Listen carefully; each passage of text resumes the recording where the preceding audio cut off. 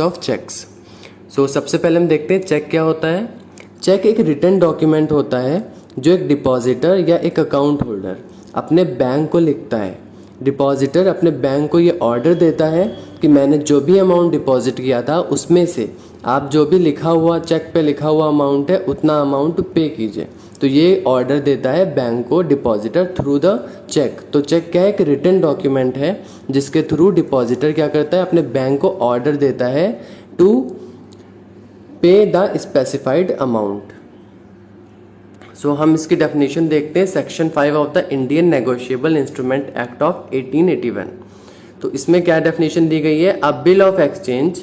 तो इसमें क्या बोला गया है, चेक क्या है, अ बिल ऑफ एक्सचेंज है drawn specially on a specified banker. तो ये किसी स्पेसिफाइड बैंकर को लिखा जाता है, ऐसा नहीं कि हम चेक लिख के किसी भी बैंक में भेज दें। तो हम एक जिस बैंक में मेरा अकाउंट होता है हम उसी बैंक पे चेक को लिखते हैं। And not on expressed to be payable otherwise then on demand. यानी जब भी हम डिमांड करते हैं बैंक से कि हमें इतना पैसा दीजिए, आप इतना पैसा पे कीजिए हमारे डिपॉजिटेड अमाउंट से, तो बैंक उतना पैसा हमें पे करता है थ्रू द चेक। ये आप चेक का एक नमूना देख सकते हैं। इसमें देखिए यहाँ पे पेई का नाम दिया हुआ है, यानी किसको चेक या किसको ये अमाउंट पे करना है।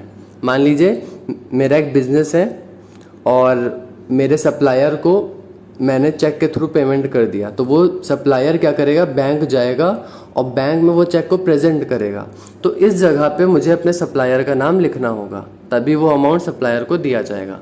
यहाँ पे अमाउंट लिखा जाता है, यहाँ पे हमको अपना अकाउंट नंबर डालना होता है। मेरा अकाउंट नंबर यानी जो चेक को लिख रहा है या जिसका अकाउंट है बैंक में, उसे अपना अकाउंट नंबर यहाँ पे लिखना होता है। यहाँ पे सिग्नेचर करने होते हैं, यहाँ पे डेट डालनी होती है। अब हम देखते हैं टाइप्स ऑफ चेक्स। तो फर्स्ट होता है हमारा बियरर चेक, सेकंड होता है order cheque, open cheque, crossed cheque, antedated cheque, post dated cheque, stale cheque, mutilated cheque. So first है बियरर चेक। बियरर चेक क्या होता है, जिसपे हमें लिखा हुआ मिलता है और बियरर। ऐसा चेक जिसपे और बियरर लिखा हो उसे हम क्या कहते हैं, बियरर चेक। या in simple words a cheque which is payable to any person who present it for payment. यानी बियरर चेक हम ऐसे चेक को कहते हैं जिस चेक का पेमेंट किसी को भी किया जा सकता है जो बैंक में लेके उसको प्रेजेंट हो जाए।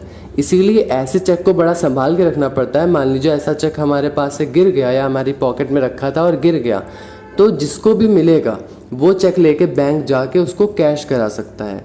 तो इसीलिए बियरर चेक एक बहुत ही अनसेफ चेक होता है, क्योंकि इसका पेमेंट किसी को भी किया जा सकता है जो भी बैंक में लेके इसको प्रेजेंट हो जाए। तो इस चेक में सिक्योरिटी बहुत कम होती है। फिर आता है हमारा ऑर्डर चेक। ऑर्डर चेक में हमको और बियरर के साथ साथ और ऑर्डर भी लिखा जाता है। Such a cheque is payable to the person specified therein as the payee or to anyone else to whom it is endorsed. तो ये चेक का पेमेंट उसी को किया जाता है, यानी ऑर्डर चेक एक ऐसा चेक है इसका पेमेंट उसी को किया जाता है जिसका नाम यहाँ पे मेंशन्ड होता है। यानी ऐसा नहीं है कि कोई भी जाके इसको पेमेंट ले सकता है, जिसका नाम लिखा होगा उसी को पेमेंट मिलेगा, प्लस उसका साइन भी चेक के पीछे होना चाहिए। तो ऐसे चेक को हम क्या कहते हैं, ऑर्डर चेक। नेक्स्ट है हमारा ओपन चेक। ऐसा चेक जिसपे कोई क्रॉस ना किया हो, यानी क्रॉस्ड ना हो, यानी लाइनें ना खींची हो। अभी हम क्रॉस चेक आगे देखेंगे क्या होता है। तो ऐसा चेक जो क्रॉस्ड नहीं होता है उसे हम कहते हैं ओपन चेक। जैसे हमारा बियरर चेक है और हमारा ऑर्डर चेक है, तो अगर हम बियरर चेक और ऑर्डर चेक पे अगर क्रॉस ना करें तो इसको हम बोलेंगे ओपन चेक। लेकिन अगर हमने क्रॉस कर दिया बियरर चेक को या ऑर्डर चेक को, तो ये कौन सा चेक हो जाएगा, क्रॉस चेक हो जाएगा। जब तक क्रॉस नहीं होता है तब तक हम इसे बोलते हैं open cheque. When a cheque is not crossed it is known as open cheque और एन अनक्रॉस्ड चेक। इसको हम अनक्रॉस्ड चेक भी बोलते हैं। फिर आता है हमारा क्रॉस्ड चेक।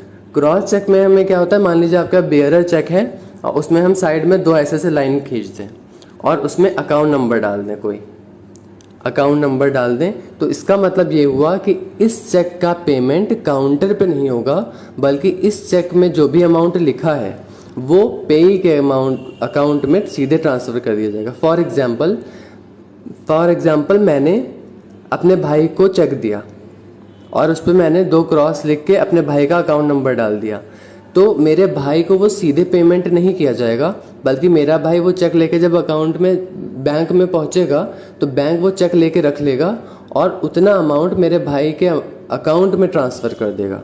तो आप समझ गए होंगे कि इसका जो पेमेंट है वो अकाउंट में ट्रांसफ़र किया जाता है पेई के, ना कि सीधे उसको काउंटर पे दिया जाता है। यानी क्रॉस चेक करने के बाद अकाउंट में सीधे पेमेंट होता है, ना कि काउंटर पे। तो काउंटर पे इसका कोई पेमेंट नहीं होता। फॉर एग्जांपल आप कहीं जा रहे हैं और आपको रास्ते में एक चेक पड़ा हुआ मिला, तो आपको लगा अरे वाह, अब तो मुझे मैं मालामाल हो जाऊंगा, मैं इसको कैश करा लूँगा।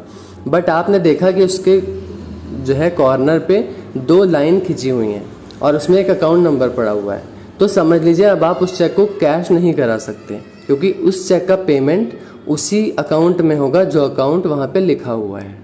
जैसे यहाँ पे देखिए 2 लाइनें ऐसे खिंची हुई हैं और बीच में लिखा है अकाउंट ऑफ पेई, तो यहाँ पे पेई का अकाउंट लिखा होता है, यानी जिसके अकाउंट में अमाउंट जाना है। Next is antedated cheque. तो cheque in which the drawer mention the date earlier than the date on which it is presented to the bank. तो यानी आप मान लीजिए बैंक में कोई चेक लेके गए और उस पर जो डेट पड़ी है वो पहले की पड़ी है। फॉर एग्जाम्पल आप 25 अगस्त को गए बैंक में चेक लेके, लेकिन उस पर जो डेट पड़ी है वो पड़ी है 10 अगस्त की, तो इसका मतलब पहले की चेक डेट पड़ी है, तो हम ऐसे चेक को बोलते हैं एंटी डेटेड चेक। तो इसका पेमेंट बैंक में हो जाता है, क्योंकि कोई भी चेक 6 महीने के लिए वैलिड होता है। 6 महीने तक आप उसका पेमेंट ले सकते हैं, लेकिन 6 महीने के बाद वो एक्सपायर हो जाता है। Next is post dated check. Post dated का मतलब ये होता है, एंटी डेटेड का अपोजिट होता है। फॉर एग्जाम्पल आप 25 अगस्त को एक चेक लेके गए, लेकिन उस पर डेट पड़ी है 10 सितंबर की, तो 10 सितंबर की डेट पड़ी यानी आगे की डेट पड़ी है, तो ऐसे चेक का पेमेंट बैंक नहीं करता है। ऐसे चेक का पेमेंट या तो उसी डेट पे होगा या उस डेट के बाद होगा, उससे पहले नहीं हो सकता।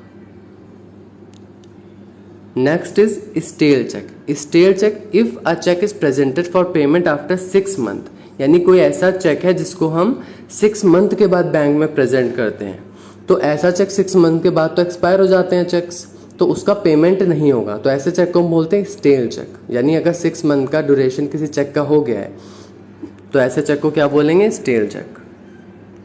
Next is mutilated cheque. When a check is torn into 2 or more pieces and presented for payment, such a check is called a mutilated check. The bank will not make payment against such a check. यानी कोई check अगर फटा हुआ है और आप उसे bank के सामने प्रेजेंट करते हैं पेमेंट के लिए, तो बैंक पेमेंट करने से मना कर देगा। ऐसे चेक को हम बोलते हैं mutilated cheque. So friends, that's all for this video. अगर आपको वीडियो अच्छा लगा हो इसे लाइक करिए, हमारे चैनल को सब्सक्राइब करिए और ज़्यादा से ज़्यादा शेयर करिए। Thank you.